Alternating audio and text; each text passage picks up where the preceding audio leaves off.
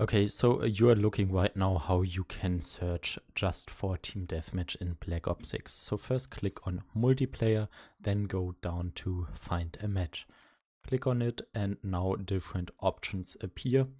On the top you can search for your match for your game, and on the right you have this little filter option.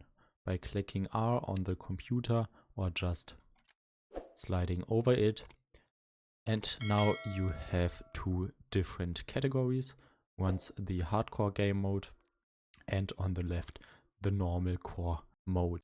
Now you can just select, deselect your wanted or unwanted game modes and search only for Team Deathmatch. I hope this video was helpful for you, and if you also have the problem to level too slow in BO6, please click here to get a full loadout to level faster in Black Ops 6 multiplayer.